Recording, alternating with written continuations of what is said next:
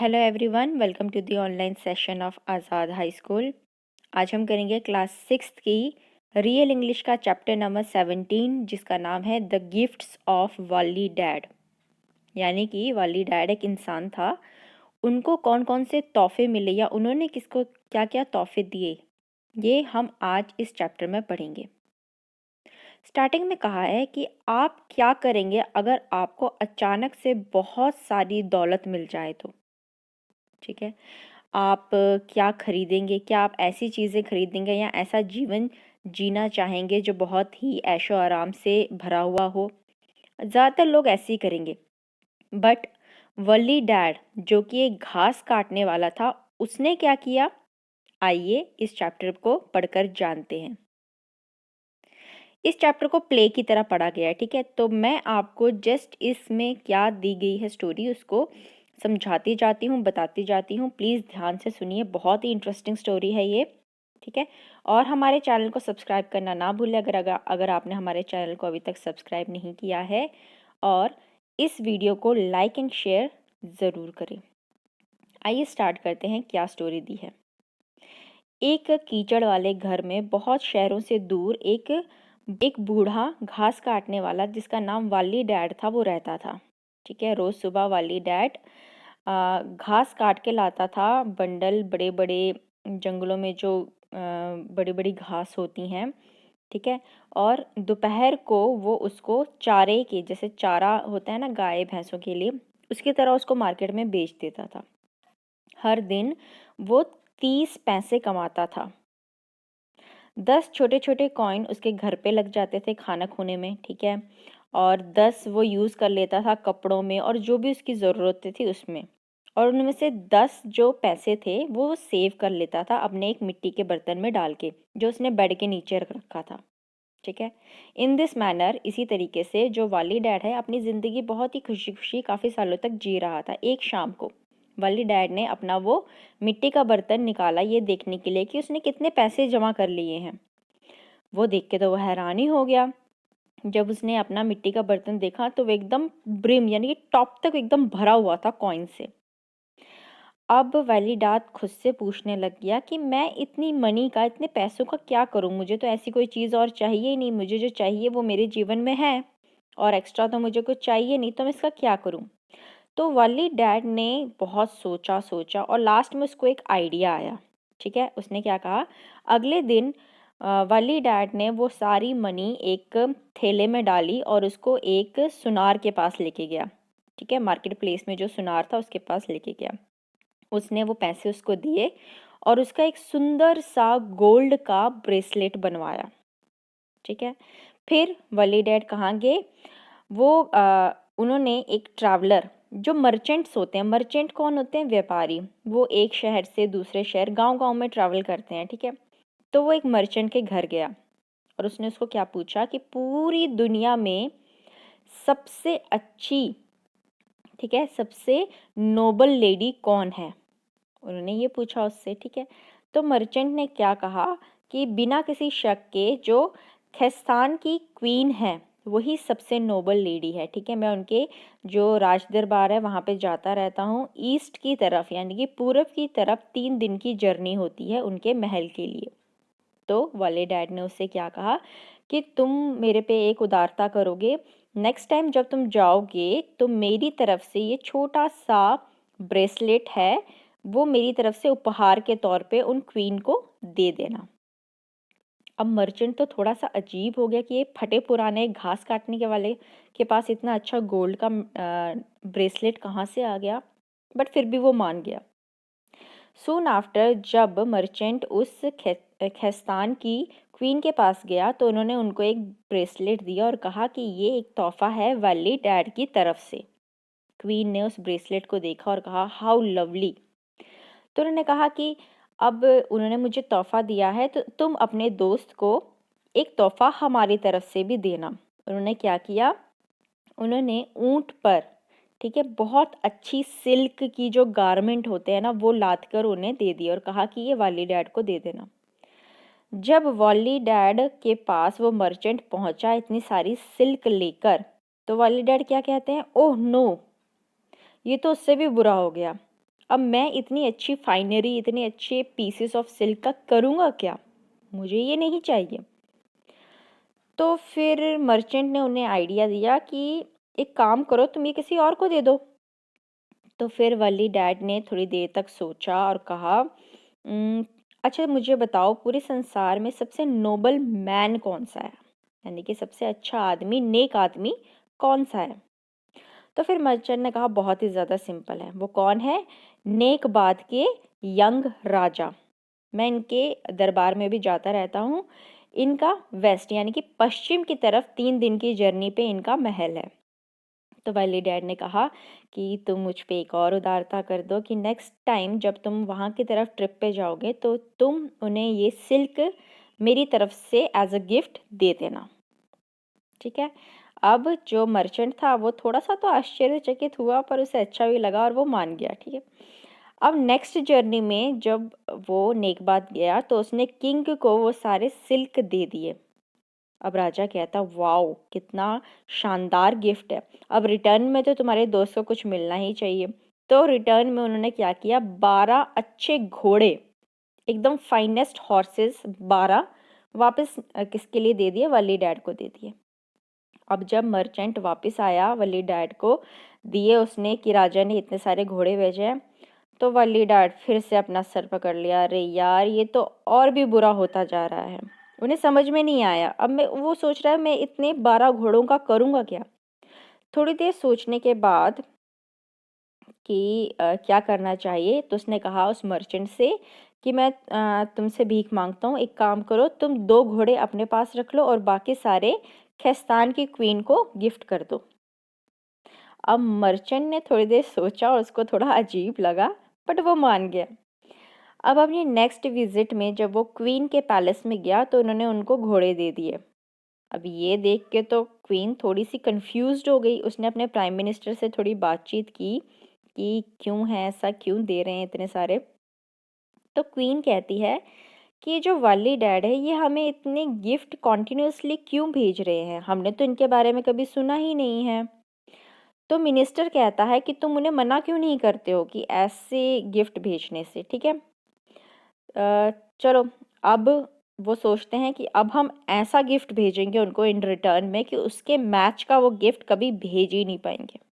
10 घोड़ों के रिटर्न में वाली डैड को क्वीन ने क्या किया, 20 जो म्यूल्स यानी कि छोटे छोटे खच्चर होते हैं उन पे चांदी यानी कि सिल्वर डाल के दे दिया।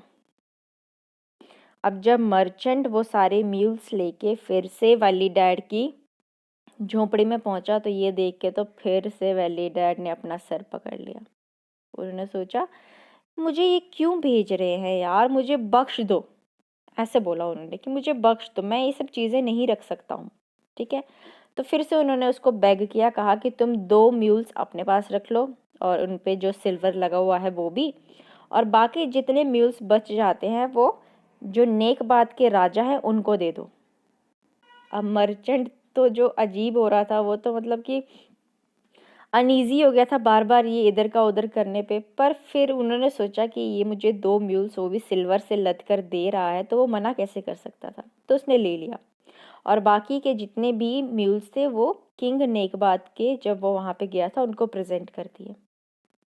अब ये देखकर तो वो राजा भी आश्चर्यचकित रह गया, वो भी कंफ्यूज हो गया, उसने भी अपने प्राइम मिनिस्टर की एडवाइस ली। तो प्राइम मिनिस्टर कहता है कि शायद वो वैली डैड अपने आप को कुछ साबित करना चाहता है कि वो हमसे भी बढ़कर है, तो अब हम उसको ऐसा गिफ्ट देंगे कि वो उसके मैच का कोई ला ही नहीं पाएगा। तो किंग ने क्या दिया, किंग ने 20 कैमल यानी कि 20 ऊंट दिए जिनको नीचे गोल्ड की उसकी पायल लगी हुई थी। 20 घोड़े दिए जिसपे गोल्ड के जो आगे उसके पट्टा लगा हुआ था वो, और जो स्ट्रिप उसका जो बेल्ट सी होती है वो सारी गोल्ड की बनी हुई थी। और 20 एलिफेंट दिए जिनकी सीट जो थी वो भी गोल्डन थी। ठीक है। और उसके साथ साथ इनकी देखभाल करने के लिए 20 अच्छे खासे जो सर्वेंट होते हैं, नौकर होते हैं, सर्वेंट होते हैं नौकर, वो भी भेज दिए। ठीक है।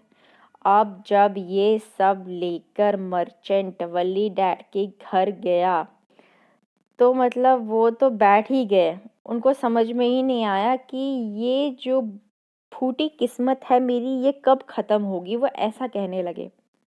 ठीक है, तो उन्होंने कहा तुम एक टाइम भी यहाँ पे मत रखो, दो दो चीज़ हर एक की खुद के पास रख लो और बाकी सारी जो क्वीन ऑफ खेस्तान है उनको दे दो। ठीक है, अब जो मर्चेंट है वो सोचने लगा यार अब मैं दोबारा कैसे जाऊं, बट इतना अच्छा ऑफर वो कैसे रिफ्यूज़ कर सकता था। ठीक है, तो वली डैड ने फिर से उसको कहा कि प्लीज़ प्लीज़ तुम चले जाओ, तो मर्चेंट मान गया। जब फिर से वो क्वीन के पास पहुंचा तो इतना बड़ा विशाल गिफ्ट वली डैड की तरफ से देखकर वो फिर से अपने प्राइम मिनिस्टर से सलाह लेने चली गई। तो प्राइम मिनिस्टर क्या कहने लग गया कि जाहिर सी बात है ये जो वली डैड है ये शायद आपसे शादी करना चाहता है, इसीलिए इतने अच्छे अच्छे और आलीशान तोहफे भेज रहा है, हमें उनसे मिल लेना चाहिए। ठीक है, तो क्वीन क्या ऑर्डर करती है उसको, अपने जो दरबार में लोग होते हैं उनको कहते हैं कि जल्दी से शाही कारवा तैयार करो जिसमें हॉर्सेस, कैमल्स, एलिफेंट सब कुछ होते हैं। ठीक है, हम सारे अब वली डैड को मिलने के लिए जाएंगे और मर्चेंट तुम हमें रास्ता गाइड करना। ठीक है, थर्ड डे को सारा कारवान चल पड़ा। ठीक है, सारे वली डैड से मिलने चल पड़े और मर्चेंट ये भेज दिया ये बताने के लिए वली डैड को कि हम उनसे मिलने आ रहे हैं। जब वली डैड ने ये सारी चीज़ सुनी तो वो तो डर ही गया, उसने अपना सर पकड़ लिया। अब वो बोलने लगा ओ नो, अब मेरी बेवकूफ़ी की वजह से मुझे ये सब सहना पड़ेगा, मैंने अपने ऊपर शर्मनाक हरकत की है, अब मैं कैसे क्वीन का सामना करूँगा, मैं क्या करूँ। तो मर्चेंट कहता है fear we can do nothing, हम कुछ कर ही नहीं सकते, राइट। तो फिर मर्चेंट वापस कारवा की तरफ चला जाता है। नेक्स्ट मॉर्निंग को जब वली डैड उठता है, जल्दी से उठता है, वो अपना सारा सामान बांधता है और अपने घर को बाय बाय करके बोलता है अब मैं तुम्हें कभी नहीं दिखूंगा, मैं जा रहा हूँ। ठीक है, वो सब कुछ छोड़ के भाग रहे होते हैं। जब वली डैड वो बूढ़ा पुराना जो ग्रास कटर था वो जब जाने लगता है रोड पे, वो ज़्यादा दूर तक जाता ही नहीं है, उसको पीछे से एक आवाज़ आती है। ठीक है, वो आवाज़ किसकी होती है, एक परी की। परी क्या कहती है कि तुम कहाँ जा रहे हो वली डैड। जब वो पीछे मुड़ता है तो वो देखता है दो बड़ी ही खूबसूरत, एकदम उनके ऊपर से प्रकाश झलक रहा है, वैसी दो लेडीज उनको मिलती हैं। तो उसको एक बारी में ही उनको देख के पता चल गया कि ज़रूर परलोक से आई हुई परियां हैं। तो वो उनके सामने अपना नील डाउन हो जाता है, घुटने टेकता है और बोलता है मैं बहुत ही स्टूपिड ओल्ड मैन हूँ, मुझे जाने दो अपने रास्ते, मैं अपना जो फेस है किसी को नहीं दिखा सकता, मैं बहुत ही शर्मसार हूँ। तो परी कहती है कि तुम जैसे इंसान को कोई शर्म नहीं हो सकती है। ठीक है, ऐसी कोई शेम नहीं है जो तुम अपने ऊपर ला सकते हो।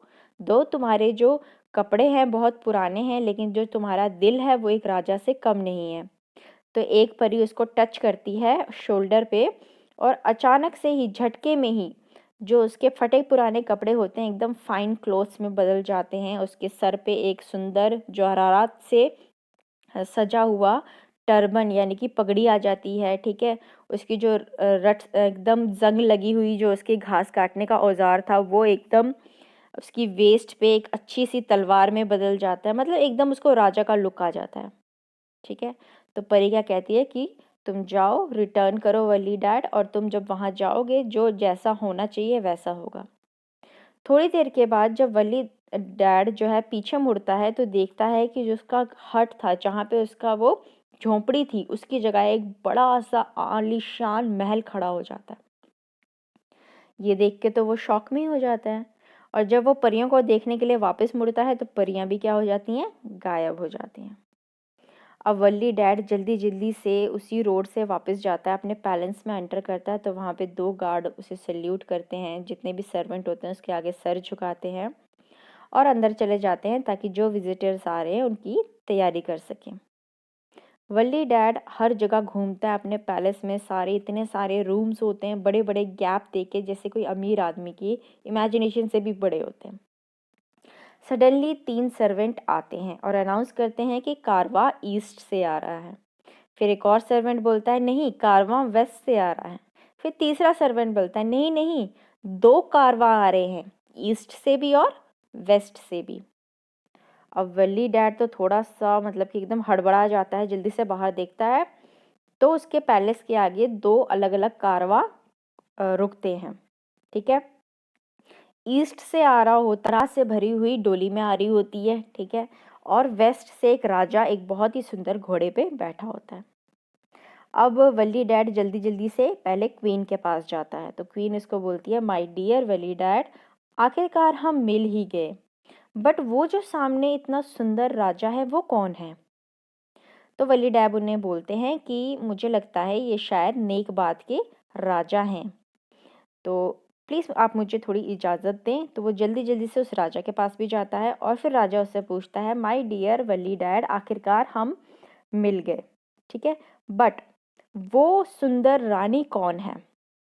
तो वली डैड उन्हें कहता है वह क्वीन है खिस्तान की, योर मैजेस्टी, आइए मैं आपको उनसे मिलाता हूँ। सो जब किंग ऑफ नेकबाद और क्वीन ऑफ खिस्तान एक दूसरे से मिलते हैं, एक दूसरे को देखते हैं, वो इंस्टेंटली प्यार में पड़ जाते हैं। उन दोनों को एक दूसरे से प्यार हो जाता है और कुछ दिनों बाद उन दोनों की शादी वली डैड के महल में ही हो जाती है। शादी की सेलिब्रेशन काफ़ी दिनों तक चलती है और एट लास्ट वली डैड फिर उन दोनों को ही बाय बाय करता है। अगली मॉर्निंग को क्या होता है, वो फिर से सुबह सुबह उठता है और चुपके से अपना महल छोड़ के जाने लगता है और उसी रोड पे वापस जाता है। ज़्यादा दूर नहीं जाता, उसको फिर से एक आवाज़ आती है कि अब तुम कहाँ जा रहे हो वली डैड? जब वो पीछे मुड़ता है तो वही 2 परियां होती हैं। फिर से वली डैड जो है घुटनों पर आ जाता है और कह देता है कि आपको मैंने बताया तो था मैं एक स्टूपिड मैन हूँ, मुझे ये सब पाकर, ये सारा ऐशो आराम पाकर बहुत खुश होना चाहिए, लेकिन तो तभी परी क्या कहती है, तुम्हें और कहने की ज़रूरत नहीं है, जो तुम चाहते हो वही होगा। फिर एक परी फिर से उसको टच करती है और फिर क्या होता है, सब कुछ पहले जैसा हो जाता है। वली डैड फिर से एक घास काटने वाला बन जाता है और उसके बाद वो हैप्पीली अपने उस झोंपड़पट्टी में अपनी पूरी ज़िंदगी काटता है। तो ये थी स्टोरी किसकी, वली डैड की। आई होप आपको समझ में आई होगी। ठीक है, तो नरेटर लास्ट में क्या कहता है, दो वली डैड अपने उन दोस्त वो राजा और रानी उसके बारे में सोचते तो थे, बट उसने फिर ऐसी कोई भी गलती नहीं की उनको गिफ्ट भेजने की। ठीक है, तो ये थी स्टोरी वली डैड की। आइए अब हम करते हैं इसके comprehension. All the statement below on different characters of the play are true. नीचे जितने भी स्टेटमेंट दिए हैं वो ट्रू। आपने एविडेंस बताने हैं इन स्टेटमेंट को प्रूफ करने के लिए कि ये सही है कि नहीं। फॉर एग्जाम्पल एक करके दिखाया है, वली डैड एक प्रैक्टिकल मैन थे, ठीक है, उनको मनी वेस्ट करना बिल्कुल नहीं अच्छा लगता था, ये स्टेटमेंट दी है। तो इसको प्रूफ करने के लिए जो एविडेंस है उसका बुक में से हमें छांट के ढूंढ के लिखना है। जैसे यहाँ लिखा है, कैसे पता चलता है हमने, he lived a simple life, did not spend more than he needed to and saved the remaining money, इससे पता चलता है हमें। ठीक है, तो इसी तरीके से हमने हर एक स्टेटमेंट के लिए एविडेंस बताने हैं कि कैसे पता चलता है कि ये चीज़ें जो यहाँ कही गई हैं वो सच हैं। Number 2, Wali dad was a generous man, वो बहुत ही जेनरस थे। तो इस स्टेटमेंट के लिए एविडेंस क्या लिखेंगे हम, Wali dad knew that his needs were few, full stop. He did not know what to do with the money that he had saved up and was willing to give it away. Number 3, the young queen of Khestan was not suspicious when she received the first gift, a bracelet from Veli Dad. तो इसका evidence हम लिखेंगे, the young queen of Khestan was flattered on receiving the first gift and did not hesitate to send a gift back in gratitude.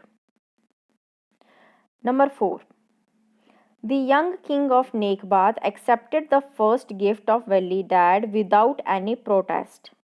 इसका evidence हम लिखेंगे, the young king was delighted on receiving a present. Number 5, the merchant was an honest man. इसका evidence हम लिखेंगे, the merchant did not steal any of the gifts that were exchanged between Walidad, the king and the queen of Khestan, even though he had many opportunities to do so.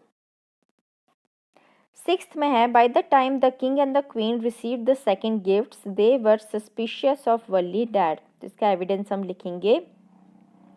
The young king and queen had never met Walidad before, and they were wondering why they kept receiving such expensive presents from a stranger. Number 7. Both the king and queen wanted to establish that they were richer and more generous. तो इसका evidence हम लिखेंगे.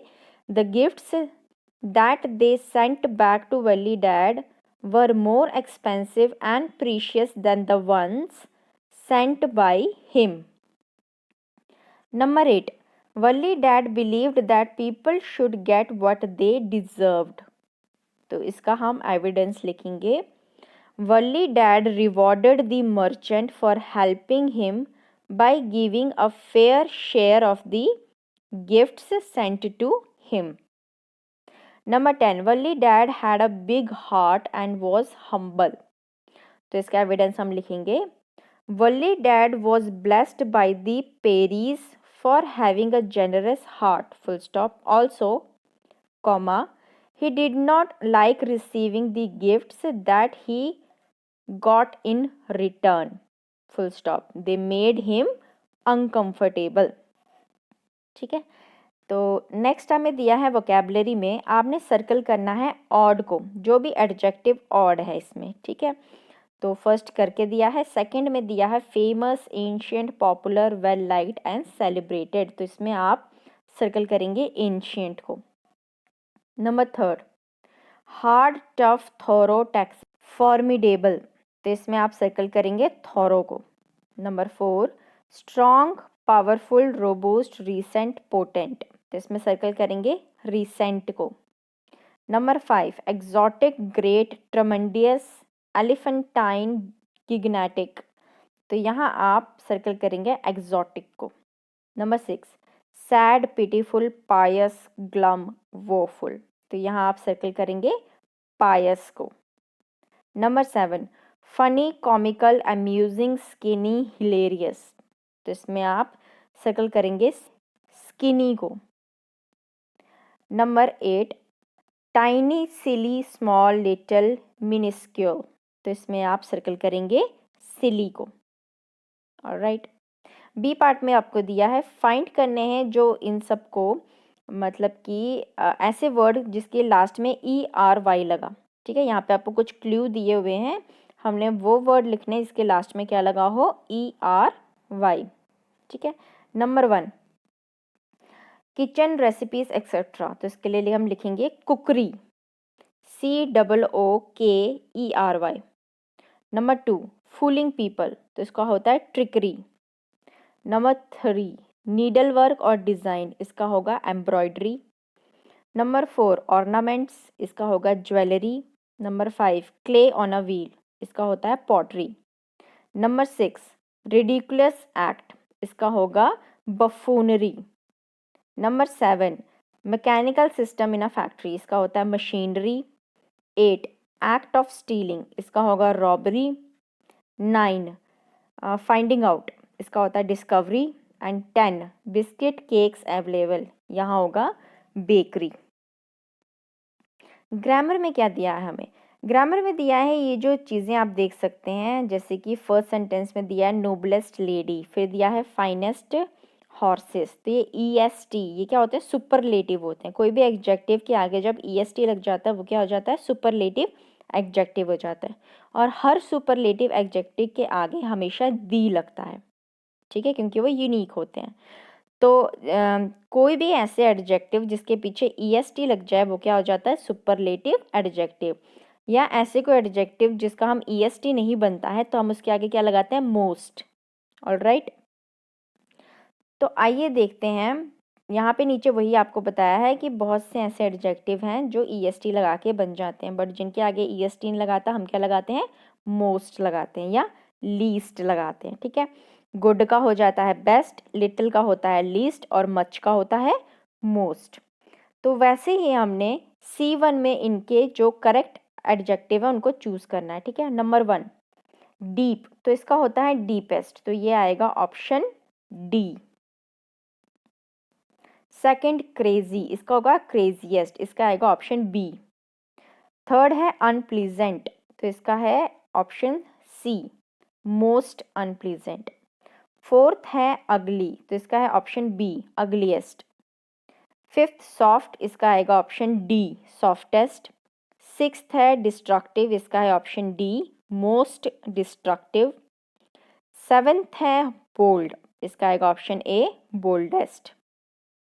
वैसे ही हमने superlative use करके fill in the blanks करने हैं। आइए देखते हैं। Number 1 this is the laziest cat in town.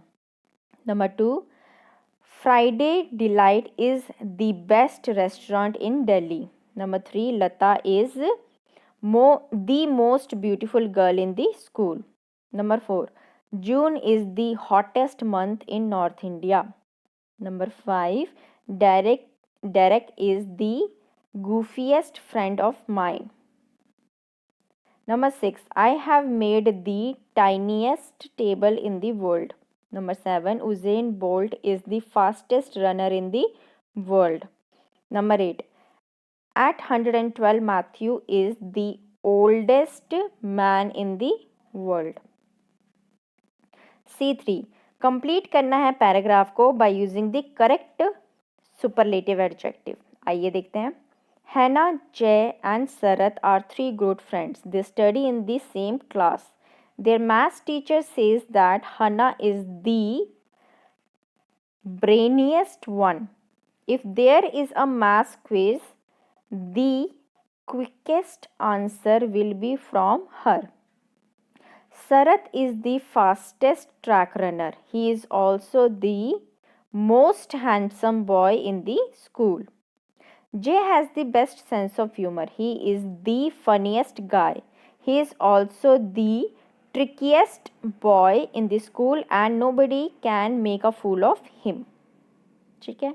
Next आपको दिया है listening and speaking. Listening and speaking part के लिए आपको ऑडियो ट्रांसक्रिप्ट दी जाती है जिसको सुन के हमें ये फिलअप करने होते हैं, लेकिन फिर भी मैं आपको इसका आंसर बता देती हूँ। D1 का यहाँ पे आएगा हाय I am Rian. I am 10 years old. My family and I always go out for camping during holidays.